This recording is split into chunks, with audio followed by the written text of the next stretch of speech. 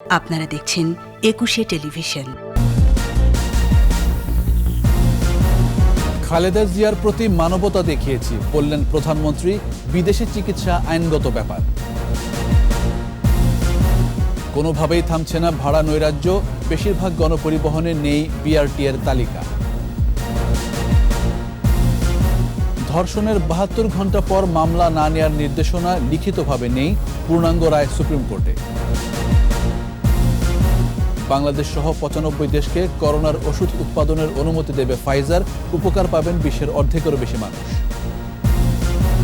অবৈধভাবে বসবাসের অভিযোগ, মালয়েশিয়ায় বাংলাদেশি সহ ৯৫ অভিবাসী আটক।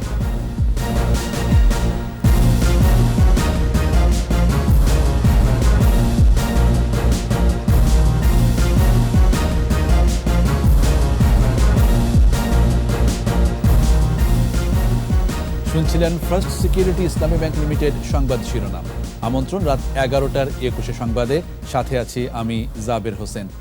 দর্শক, একুশে টেলিভিশনের সংবাদ একই সাথে সরাসরি দেখতে পাবেন আমাদের ফেসবুক পেজ www.facebook.com/2124 অনলাইনে। খালেদা জিয়ার কারাগার থেকে বাসায় অবস্থান মানবিকতা হলেও বিদেশে চিকিৎসার বিষয়টি আইনগত ব্যাপার বলে সাফ জানিয়েছেন প্রধানমন্ত্রী। আর বিশ্ববাজারে জ্বালানি তেলের বর্ধিত মূল্য সমন্বয় করা হয়েছে উল্লেখ করে প্রধানমন্ত্রী জানান, সংশ্লিষ্ট খাতে সরকার ভর্তুকি দিচ্ছে ৫৩,০০০ কোটি টাকা। বিস্তারিত আকবর হোসেন সুমনের রিপোর্টে। স্কটল্যান্ডের গ্লাসগোতে জাতিসংঘের জলবায়ু সম্মেলন COP26 সহ লন্ডন ও ফ্রান্স সফরের বিস্তারিত জানাতে প্রধানমন্ত্রী শেখ হাসিনার সংবাদ সম্মেলনে গণভবন প্রান্তে উপস্থিত রয়েছেন। প্রধানমন্ত্রী জানান, জলবায়ুর বিরূপ প্রভাব মোকাবেলায় ৫ দফা প্রস্তাবনা দিয়েছে বাংলাদেশ। এছাড়া করোনা ভ্যাকসিন, বাণিজ্য বিনিয়োগ, রোহিঙ্গা সংকট সমাধান সহ নানা ইস্যু বিভিন্ন দেশের সরকার প্রধানদের কাছে তুলে ধরার কথাও জানান তিনি।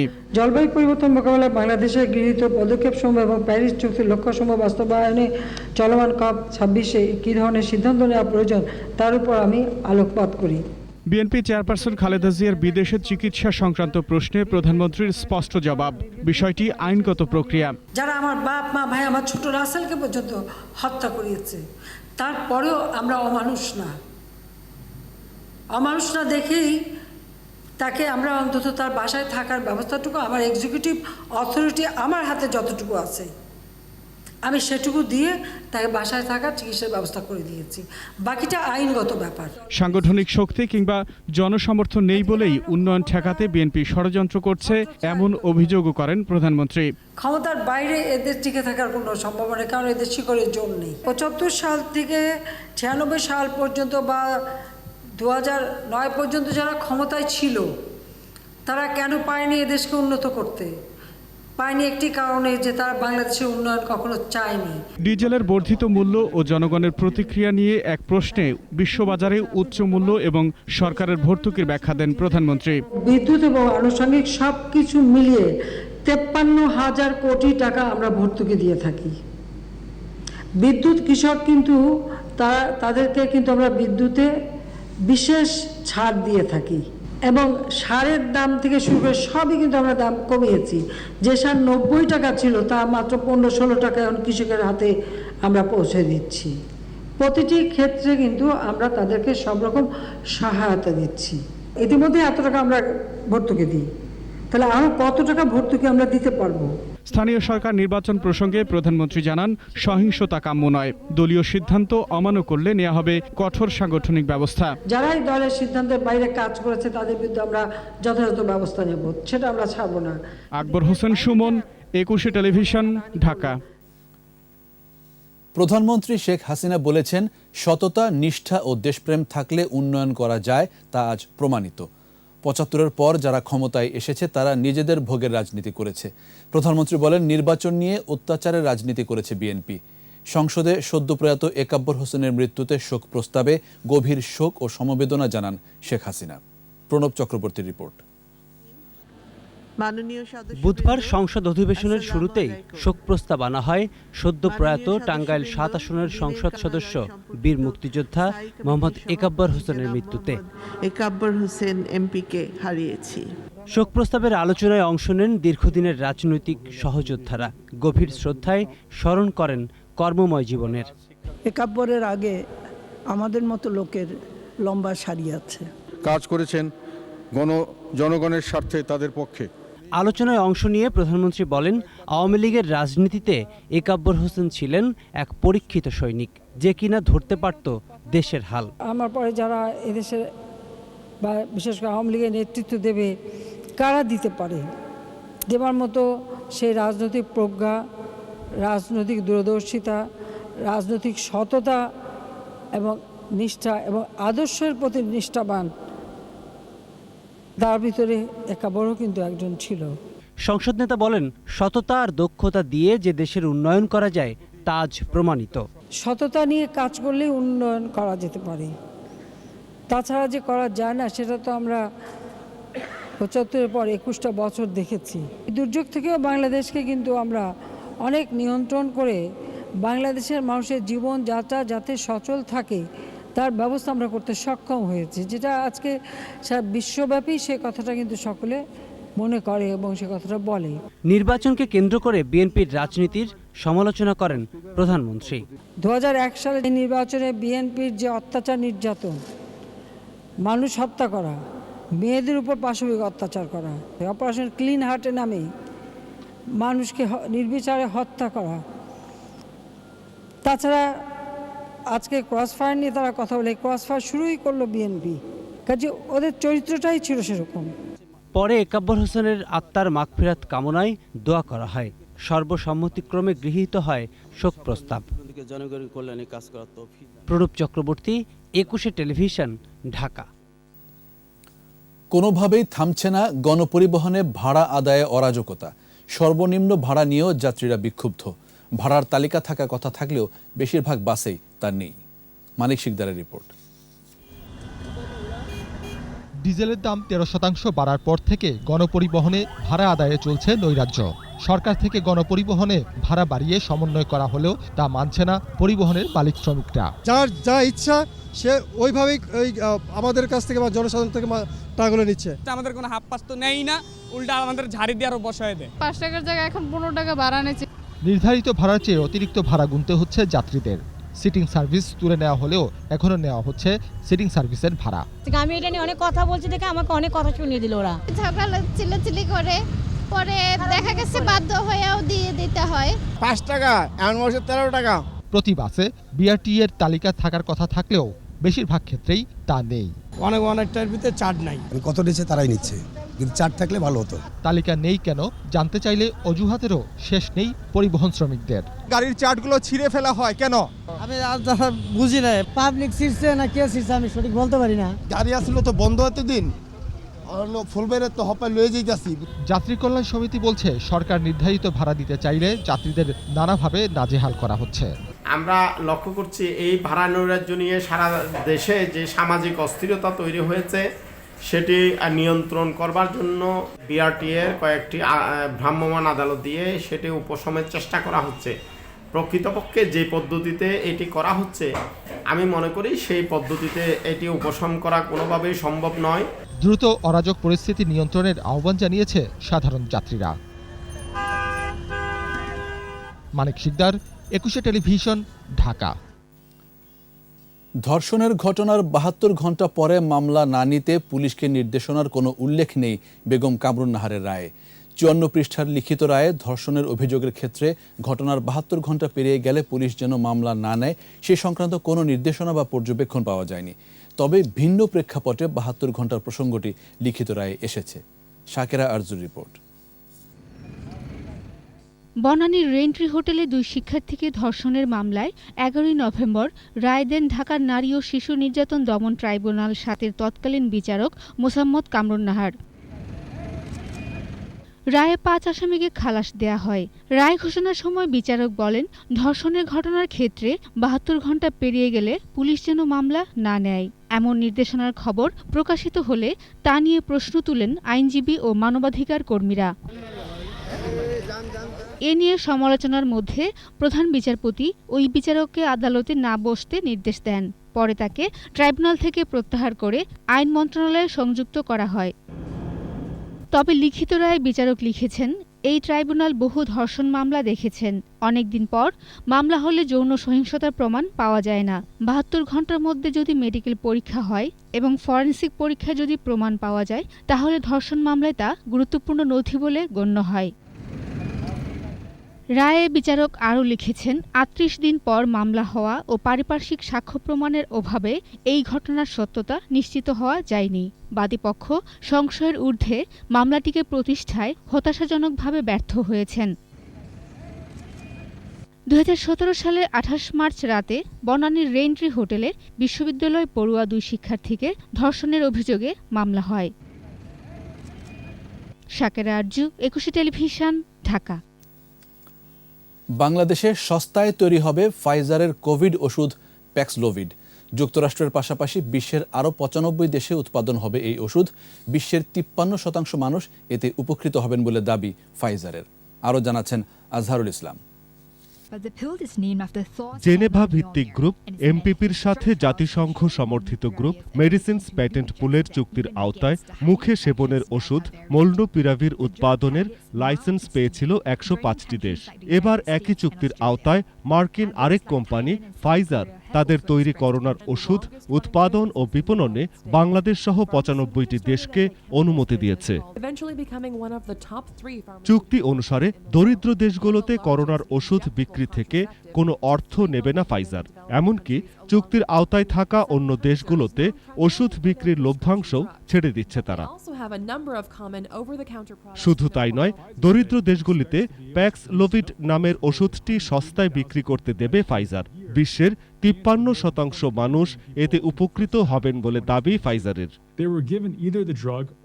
ট্রায়ালের ফলাফলে দেখা যায় কোভিড-১৯ সারাতে ফাইজারের ওষুধ তাদের প্রতিদ্বন্দ্বী মার্কের তৈরি মোলনুপিরাভিরের চেয়েও বেশি কার্যকর।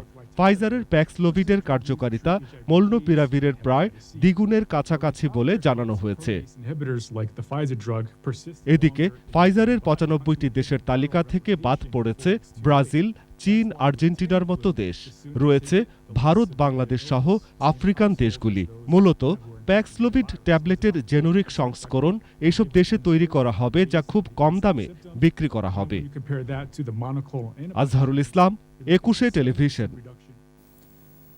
টানা ৩ ঘন্টার অভিযানে মালয়েশিয়ায় বাংলাদেশি সহ ৯৫ জন অবৈধ অভিবাসীকে আটক করা হয়েছে। এদের মধ্যে ৫২ জন পুরুষ ও ৪৩ জন নারী। স্থানীয় সময় মঙ্গলবার গভীর রাতে দেশটির জালান দেওয়ান সুলতান সুলাইমান ১-এর ৫তলা দোকান ঘরে অভিযান চালিয়ে তাদেরকে আটক করা হয়। দেশটির ইমিগ্রেশন পুলিশ জানিয়েছে, আটকরা ইন্দোনেশিয়া, বাংলাদেশ, নেপাল ও পাকিস্তানের নাগরিক। তাদের বেশিরভাগেরই বৈধ কাগজপত্র নেই এবং অধিকাংশই নির্মাণ শ্রমিক। কেউ কেউ ব্যবসায়ী। আইন না মানায় আটক শ্রমিকদের নিয়োগকারীদেরকে জরিমানা করা হবে।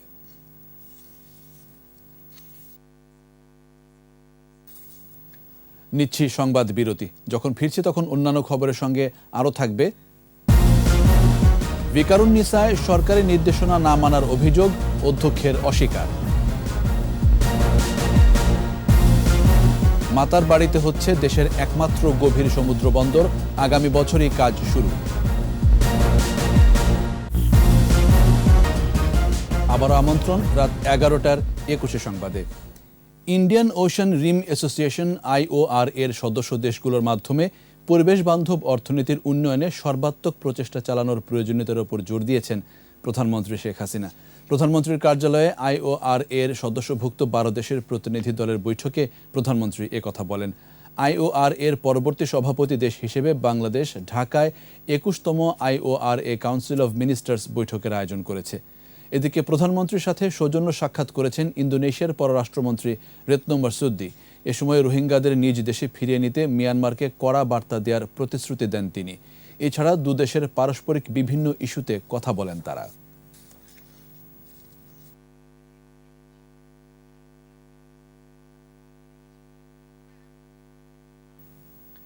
ভারত মহাসাগরীয় কৌশল বা IPS এর ভিশন নির্ধারণে ঐকমত্য ছাড়াই শেষ হলো the Indian ocean Rim association IOR ২১তম সম্মেলন। সমাপনী সংবাদ সম্মেলনে পররাষ্ট্রমন্ত্রী ডক্টর AK আব্দুল মোমেন জানিয়েছেন, সংগঠনটির সদস্য ২৩টি দেশের সিদ্ধান্তে পৌঁছানোর মতো এখনও কোনো অবকাঠামোগত অবস্থান তৈরি হয়নি। তবে মহাসাগরটির অর্থনৈতিক সম্ভাবনাকে বাস্তবে কার্যকর করতে চায় প্রত্যেকটি সদস্য রাষ্ট্র। পারস্পরিক জ্ঞান ও প্রযুক্তি ভাগাভাগির মাধ্যমে আগামী 2 বছরে সংগঠনটি কার্য করে ঢাকা আইওরা অ্যাকশন ইনিশিয়েটিভস গৃহীত হয়েছে বলেও জানানো হয় সংবাদ সম্মেলনে। আমাদের পজিশনটা কি? আমরা বলছি যে ইন্ডো স্পেসিফিক এই রিজিয়নটা শুড বি ওপেন, যে আমাদের Indian ocean area it should be open, free, inclusive and peaceful. আমরা কোনো একক কোনো গ্রুপ কিংবা দেশের এখানে আধিপত্য চাই না। and I must report to you, আজকে যতগুলো দেশ এখানে ছিল তারা সবাই কিন্তু একই ধরনের সুরে কথা বলেছে। সরকারি নির্দেশনা উপেক্ষা করে ভিকারুন্নিসা নূন স্কুল অ্যান্ড কলেজের শিক্ষার্থীদের কাছ থেকে অতিরিক্ত ফি আদায়ের অভিযোগ করেছেন অভিভাবকরা। অধ্যক্ষের বিরুদ্ধে দুর্নীতি সহ স্বেচ্ছাচারিতার অভিযোগও করেন তারা, তবে অভিযোগ অস্বীকার করেছেন অধ্যক্ষ। বিস্তারিত আহমদ বাবুর রিপোর্টে। ঢাকা রিপোর্টার্স ইউনিটিতে সংবাদ সম্মেলন করে ভিকারুন্নিসা নূন স্কুল অ্যান্ড কলেজের শিক্ষার্থীদের অভিভাবকরা। তাদের অভিযোগ, করোনাকালীন সময়ে বেতন মওকুফ কিংবা কমানো সরকারি নির্দেশনা মানেননি অধ্যক্ষ। নেওয়া হয়েছে টিউশন ফি, সেশন চার্জ। প্রিন্সিপালের রুমে আমার ঢুকতে দিবে না, দেখা করবে না, এলাও না। কেন? আমার বাচ্চাকে আমি টাকা দিয়ে পড়াচ্ছি না। একই শিক্ষক 2 দায়িত্ব পালন করে উভয় পদের বেতন ভাতা নিচ্ছেন। 2020 সালের 28 নভেম্বর মাধ্যমিক উচ্চ শিক্ষা অধিদপ্তর মাওসি টিউশন ফি ছাড়া অন্য কোনো ফি ধার্য না করার নির্দেশ দিয়েছে এবং 2020 সালে যাদের কাছ থেকে অতিরিক্ত ফি আদায় করা হয়েছে তাদেরকে তা ফেরত দেওয়ার নির্দেশ দিয়েছে অথবা পরবর্তী বেতনের সাথে সমন্বয় করতে বলা হয়েছে। অথচ এই অধ্যক্ষ তা ফেরত তো দেনই নাই। অধিকন্তু 2021 সালে 3000 টাকা করে সেশন চার্জ ধার্য করেছে। অধ্যক্ষের বিরুদ্ধে শিক্ষার্থী অভিভাবকদের সাথে দুর্ব্যবহারের অভিযোগ করা হয় সংবাদ সম্মেলনে। সেশন চার্জ দিতে হবে, যেটা সরকার অবৈধ ঘোষণা করছে। গত 20 সালে যেটা নিয়েছে সেইটা ফেরত দিতে হবে এবং এবছর যেটা নিচ্ছে সেটাও ফেরত দিতে হবে। 5000 অভিভাবকদের ফুল ফ্রি হাফ ফ্রি চাই। কালকে যদি এটার ঘোষণা না দেয় আমরা বৃহত্তর আন্দোলনে যাব। এ বিষয়ে অধ্যক্ষ কামরুন নাহার টেলিফোনে বলেন, অন্যায় অনিয়মের সুযোগ না দেওয়ায় একটি মহল বিভিন্ন অভিযোগ করছে। অনৈতিক কোনো সুযোগ সুবিধা, অনৈতিক ভর্তি, আমি যতদিন বাইরে একটা ভর্তি দেয়নি কোনো ক্লাসে না। বিশাল অঙ্কের টাকার ব্যাপার, তারা এখান থেকে টাকা পয়সা ইনকাম করতে আশা ছিল, সেটা তারা ইনকাম করতে পারে নাই। সকল অভিযোগ অসত্য বলেও দাবি করেন তিনি। আহমদ বাবু, 21 টেলিভিশন, ঢাকা। জীববৈচিত্র্য রক্ষায় সোনাদিয়ায় হবে না গভীর সমুদ্র বন্দর। ড্রেজিং খরচ মাত্রাতিরিক্ত হওয়ায় পায়রা বন্দর প্রকল্প আপাতত বাদ। তাই কক্সবাজারের মাতারবাড়ি হচ্ছে দেশের একমাত্র গভীর সমুদ্র বন্দর। আগামী বছর কাজ শুরু হয়ে শেষ হবে 2024 সালে। মাতারবাড়ি ঘুরে এসে বাকিটা জানাচ্ছেন মুহাম্মদ নুরুন নবী। মাদার ভেসেল ভেড়ানোর অবকাঠামোগত সক্ষমতা বাড়েনি। সিঙ্গাপুর কিংবা শ্রীলঙ্কা থেকে লাইটার জাহাজে মালামাল আসে এদেশের বন্দরে, অতঃপর তা খালাস হয়ে গন্তব্যে পৌঁছায়। এজন্য গুনতে হয় বাড়তি খরচ, আছে সময়ের অপচয়। ভৌগোলিকভাবে প্রশান্ত মহাসাগরীয় অঞ্চলে পরিপূর্ণ বাণিজ্যিক সুবিধা আনতে গভীর সমুদ্র বন্দর স্থাপনের উদ্যোগ নেয় সরকার।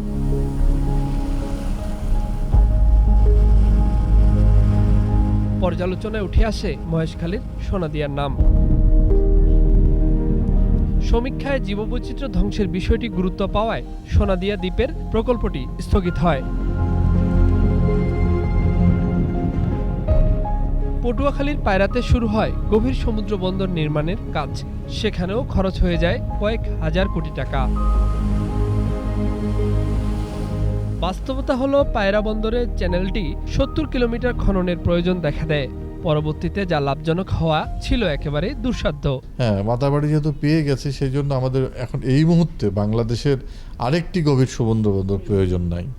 কারণ বিনিয়োগ করলে তো হবে না, বিনিয়োগের তো আবার সাস্টেইন করাইতে হবে। পায়রা তো গভীর সমুদ্র বন্দর হচ্ছে না, এখানে তো রামনাবাদ চ্যানেলে আমরা করছি। তো পায়রাতে গভীর সমুদ্র যেটা আমরা অফশোরে করার কথা ছিল সেটা তো এখন হচ্ছে না। কাজেই আমাদের একটি এখন গভীর সমুদ্র থাকছে, সেটা মাতারবাড়ি। সব দিক বিবেচনায় উপযুক্ত হয় কক্সবাজারের মাতারবাড়ি। তাপবিদ্যুৎ কেন্দ্রের কয়লা ও যন্ত্রপাতি আনা নেয় সেখানে ইতিমধ্যে মাদার ভেসেল আসা যাওয়া শুরু হয়েছে। শুধু পরিসর বাড়ালে মাতারবাড়ি হয়ে উঠবে স্বপ্ন বাস্তবায়নের আরেক পাদপীঠ। এই 2022 সালেই আমরা এটার কার্যক্রম শুরু করে দিতে হবে। আমরা 2024 সালের মধ্যেই মাতারবাড়ি গভীর সমুদ্র বন্দর আমরা পেতে যাচ্ছি। এখন হচ্ছে আমাদের এই মাতারবাড়ি হয়ে গেলে আমাদের সিঙ্গাপুর বা শ্রীলঙ্কা যেতে হবে না, তাহলে আমাদের অনেক সময় কমে যাচ্ছে। এখন সিঙ্গাপুর থেকে এখানে প্রায় যেই সময়টা লাগে 7-8 দিন সময় লাগে, সেটা আমাদের কয়েক ঘন্টায় চলে আসবে। আর যেহেতু এটা জাপান করছে এবং জাপানের সাথে ভারতের সুসম্পর্ক আছে, অতএব এই ব্যাপারে ভারত কোনো আপত্তি করবে না, এবং যার ফলে আমরা এই কাজটা যত দ্রুত সম্ভব আমরা এটা সম্পন্ন করে এই গভীর সমুদ্র বন্দরের প্রয়োজনটা আমরা মেটাতে পারব। পরিসংখ্যান বলছে চট্টগ্রাম বন্দরের এক একটি জাহাজ সর্বোচ্চ 1878টি কন্টেইনার পরিবহন করতে পারে। মাতারবাড়ি চালু হলে এর থেকে 4 গুণ বেশি পণ্য ওঠানামা সম্ভব হবে। সার্বিক বিবেচনায় তাই মাতারবাড়ি মত বিশেষজ্ঞদের। পায়রাতে আমরা যে উদ্যোগ নিয়েছিলাম সেটা একটা ভুল উদ্যোগ ছিল, সেখান থেকে শেষ পর্যন্ত সরে এসেছি কয়েকশো কোটি টাকা অপচয়ের পর। কিন্তু এখন যে গভীর সমুদ্র বন্দরটি গড়ে তোলা হচ্ছে মাতারবাড়িতে, সেটা একটা ভালো একটা গভীর সমুদ্র বন্দর হবে এবং বাংলাদেশের আমাদের যে অর্থনীতি তার যে প্রয়োজন সেটা অত্যন্ত ভালোভাবে মেটাতে পারবে, এবং আঞ্চলিকভাবেও যদি কখনো এটা ব্যবহারের সুযোগ সৃষ্টি হয় তাহলে মাতারবাড়ি সেই সেই চাহিদাটা এটা মেটাতে পারবে। তবে মাতারবাড়ির সাথে সড়ক ও ট্রেনের যোগাযোগ স্থাপিত হলে অর্থনীতির ভিত হবে আরো শক্তিশালী। তাতে আমদানি পণ্য কমে কিনতে পারবে ভোক্তারা। এখানে গভীর সমুদ্র বন্দর বাস্তবায়িত হলে বড় বড় মাদার ভেসেলগুলো এসে অনায়াসে মাল খালাস করতে পারবে, যার ফলে দেশের ব্যবসা বাণিজ্যের যেমন প্রসার ঘটবে, পাশাপাশি এই অঞ্চলে অন্যান্য দেশও এর সুবিধা ভোগ করতে পারবে। মোহাম্মদ নুরুন নবী, 21 টেলিভিশন, মহেশখালী, কক্সবাজার। প্রতিবেশীর সঙ্গে পরকীয়ার সম্পর্ক দেখে ফেলায় নিজ সন্তান শিশু ফাহিমাকে হত্যা করে বাবা আমির হোসেন। এই হত্যাকাণ্ডের সঙ্গে জড়িত 5 জনকে কুমিল্লা থেকে গ্রেফতার করা হয়েছে। এদিকে রাজধানীর গুলিস্তানে প্রতিপক্ষকে ফাঁসাতে শালিকার 5 বছরের শিশু সন্তানকে হত্যার অভিযোগে একজনকে গ্রেফতার করা হয়েছে। বিস্তারিত আহমদ বাবুর রিপোর্টে। রাজধানীর কাউরান বাজারে সংবাদ সম্মেলনে র্যাব জানায়, কুমিল্লার দেবিদারের ট্রাক চালক আমির হোসেন প্রতিবেশীর সঙ্গে পরকীয়ায় জড়িয়ে পড়লে নিজ সন্তান শিশু ফাহিমা দেখে ফেলে। ঘটনার ধামাচাপা দিতে প্রেমিক লাইলির প্ররোচনায় ফাহিমাকে হত্যা করে আমির। থানায় একটি অজ্ঞাতনামা আসামি দিয়ে 14 তারিখে যে ভিকটিম যে ফাহিমা আক্তার তার বাবা মামলা দায়ের করে। এই ক্লুলেস হত্যাকাণ্ডের যে মূল আসামি, যে কিনা মামলার বাদী, যে কিনা ভিকটিমের ফাদার আমির হোসেন সহ 5 জনকে গ্রেফতার করতে সক্ষম হয়। এদিকে ডিএমপির মিডিয়া সেন্টারে সংবাদ সম্মেলনে জানানো হয়, প্রতিপক্ষকে ফাঁসাতে নিজ শালিকা ঝর্ণা বেগমের 5 বছরের শিশু সানি হত্যার ঘটনায় চান মিয়াকে গ্রেপ্তার করা হয়েছে। চান মিয়া আমাদের নিকট প্রাথমিকভাবে এই বিষয়গুলি স্বীকার করে নেয়। একাধারে সে তার প্রতিপক্ষকে ফাঁসানোর জন্য এই মার্ডারটি করে এবং সাথে সাথে একটি শিশুকে মেরে মৃত লাশের সাথে সে বিকৃত যৌনাচার করে। এছাড়া রাজধানীর খিলক্ষেত থেকে চাকরির প্রলোভন দেখিয়ে অর্থ হাতিয়ে নেওয়া চক্রের এক সদস্যকে গ্রেপ্তার করেছে র্যাব। ডিজিটাল প্ল্যাটফর্মে চাকরি দেওয়ার নাম করে ভুয়া নিয়োগ বিজ্ঞপ্তি দিয়ে থাকে। আহমদ বাবু, 21 টেলিভিশন, ঢাকা। এবার আমাদের বিশেষ আয়োজন আমার বাংলা।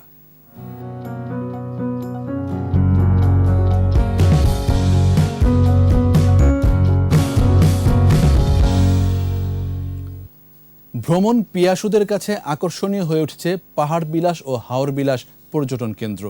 পাহাড় আর হাওরের পাশাপাশি মনোমুগ্ধকর প্রকৃতির সান্নিধ্য পেতে সারা দেশ থেকে প্রতিদিন শত শত পর্যটক আসছেন সুনামগঞ্জের বিশম্ভরপুরে। সুনামগঞ্জ থেকে মোহাম্মদ আব্দুস সালামের রিপোর্ট, জানাচ্ছেন রত্না জামান। সীমান্ত ঘেঁষা মেঘালয় পাহাড়ের পাদদেশ বিশম্ভরপুরের চ্যাংবিল এলাকাটির দৃষ্টিনন্দন পর্যটন কেন্দ্র পাহাড় বিলাস। আর হাওর বিলাস নামে আরেকটি পর্যটন কেন্দ্র গড়ে উঠেছে খরচার হাওরের পাড়ে। হাওরের পরিবেশ উপভোগের জন্য পানির ওপরে ভাসমান 2টি গোলঘর নির্মাণ করে তার নাম দেয়া হয় হাওর বিলাস। হাওর, পাহাড় ও মনোমুগ্ধকর প্রকৃতির ছোঁয়া পেতে প্রতিদিন শত শত প্রকৃতিপ্রেমী আসছেন এসব পর্যটন কেন্দ্রে। অনেক সুন্দর সুন্দর ফুল দেখেছি, কাশফুলের বাগান, তারপরে বল চত্বর, আর এখানে তো যা আছে দেখতেছি। পাহাড়গুলো দেখে খুব ভালো লাগতেছে। তারপরে আবার এখানে যে পরিবেশটা বেশ সুন্দর। হাওর বিলাসের হাওর আমার খুব ভালো লাগছে, এখানে প্রাকৃতিক সৌন্দর্য খুবই সুন্দর। এই সমস্ত সৌন্দর্যগুলো সুনামগঞ্জের তথা সারা বাংলাদেশের পর্যটন পিয়াসী লোকজনকে এখানে আসার জন্য উদ্বুদ্ধ করছে। উপজেলা নির্বাহী কর্মকর্তা জানালেন, পর্যটন স্পটগুলো আরও সম্প্রসারণের জন্য উদ্যোগ নেওয়া হয়েছে। চেষ্টা করছি একটা প্রজেক্ট দাঁড় করানোর জন্য। দাঁড় করালে আমি অবশ্যই পর্যটন মন্ত্রণালয়ে প্রেরণ করব। যদি এক্সটেনশনের প্রস্তাব ওনারা অ্যাপ্রুভ করে তাহলে হয়তো কিছু বরাদ্দ আমরা পেলে আমরা হয়তো কাজটা আগায় নিতে পারবো। সুনামগঞ্জ সদর থেকে বিশ্বম্ভরপুরের দূরত্ব প্রায় 20 কিলোমিটার। সড়ক পথে ছোট যানবাহনের পাশাপাশি নৌপথেও যাতায়াতের ব্যবস্থা আছে। রত্না জামান, 21 টেলিভিশন। আবারও সংবাদে বিরতি। যখন ফিরছি তখন অন্যান্য খবরের সঙ্গে আরও থাকবে। ভোজ্য তেল, চিনি, ডালের মূল্য শিগগিরই কমছে না, জানালেন বাণিজ্য মন্ত্রী। দিল্লিতে ভয়াবহ বায়ু দূষণ, অনির্দিষ্টকালের জন্য শিক্ষা প্রতিষ্ঠান বন্ধ ঘোষণা।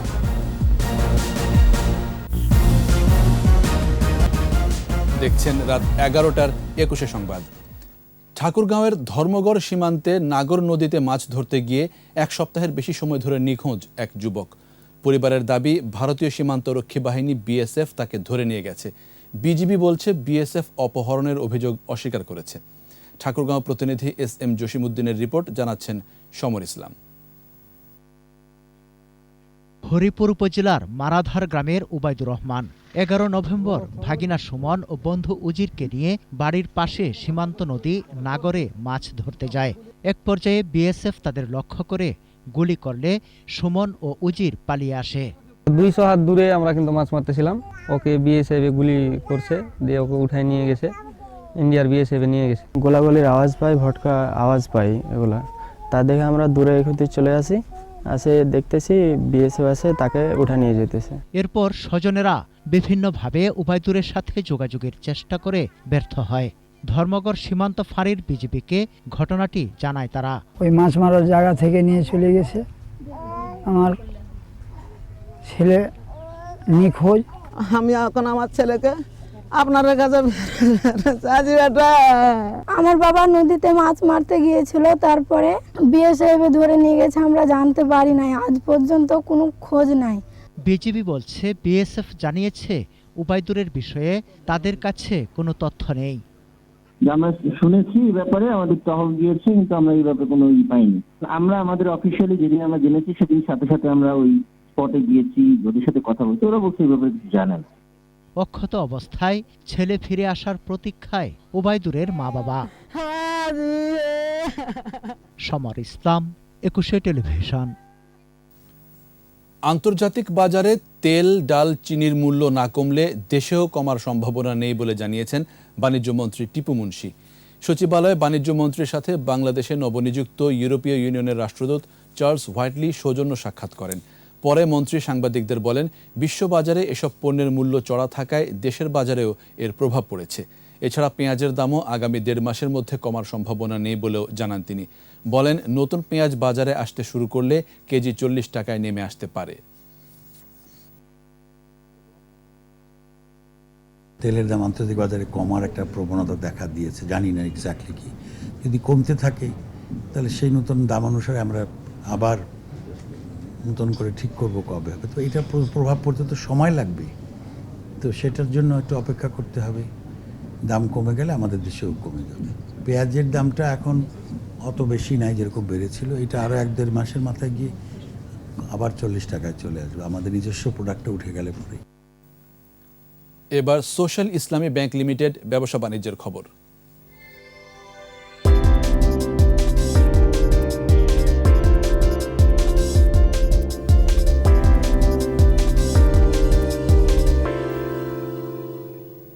আধুনিক ব্যাংকিং সেবা প্রদানের লক্ষ্যে ফার্স্ট সিকিউরিটি ইসলামী ব্যাংক লিমিটেডের 5টি উপশাখা উদ্বোধন করা হয়েছে।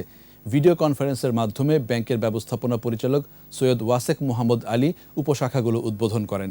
এগুলো হলো ঢাকার সাভারে কলমা ও পল্লবীতে কালশী উপশাখা, মাগুরার মোহাম্মদপুর, সাতক্ষীরার কালীগঞ্জে কৃষ্ণনগর ও বরিশালের বানারীপাড়ায় চাখার উপশাখা। এ সময় আয়োজিত অনুষ্ঠানে অন্যদের মধ্যে উপস্থিত ছিলেন ব্যাংকের অতিরিক্ত ব্যবস্থাপনা পরিচালক আব্দুল আজিজ, উপব্যবস্থাপনা পরিচালক মোহাম্মদ জহুরুল হক ও মোহাম্মদ মাসুদুর রহমান শাহ। এ উপলক্ষে দোয়া মাহফিলের আয়োজন করা হয়।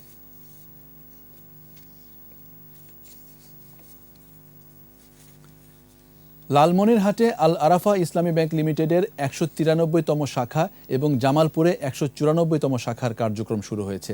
বুধবার ব্যাংকের চেয়ারম্যান আলহাজ সেলিম রহমান ভার্চুয়ালি শাখা দুটি উদ্বোধন করেন। এ সময় তিনি নতুন শাখা সহ ব্যাংকের সকল শাখায় শরিয়াসম্মতভাবে সর্বোচ্চ গ্রাহক সেবার নিশ্চয়তা দেন। অনুষ্ঠানে ব্যাংকের ভাইস চেয়ারম্যান আলহাজ আবু নাসের মোহাম্মদ ইয়াহিয়া, এক্সিকিউটিভ কমিটির চেয়ারম্যান আলহাজ আব্দুস সামাদ লাবু, রিস্ক ম্যানেজমেন্ট কমিটির চেয়ারম্যান বদির রহমান সহ ঊর্ধ্বতন কর্মকর্তারা উপস্থিত ছিলেন। সভাপতিত্ব করেন ব্যাংকের ব্যবস্থাপনা পরিচালক ও সিইও ফরমান আর চৌধুরী।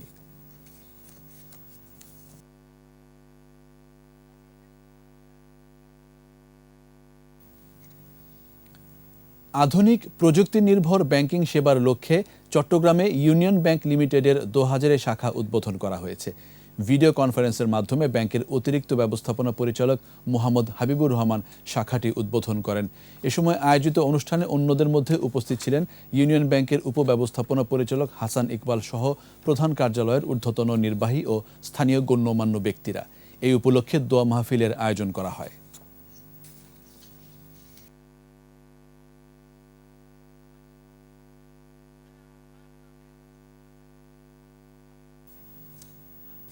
আর এরই সাথে শেষ করছে রাত 11টার 21 সংবাদ।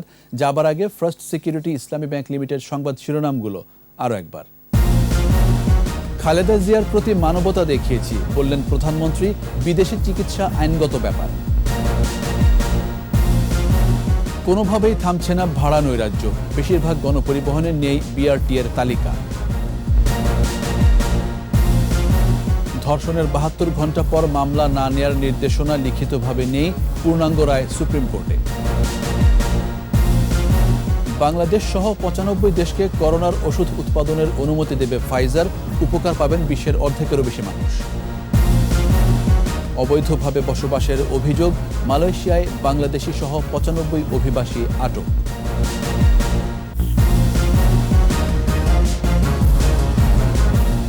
একুশে টেলিভিশনের সর্বশেষ খবর জানতে ডায়াল করুন 2021 নম্বরে আর ভিজিট করুন ekushe-tv.com এই ওয়েবসাইট। এছাড়া ফেসবুকে লগ ইন করতে পারেন facebook.com/ekushe24 অনলাইনে। আমাদের পরের সংবাদ রাত 1টায় দেখার আমন্ত্রণ রইল। স্বাস্থ্যবিধি মেনে চলুন, সুস্থ থাকুন।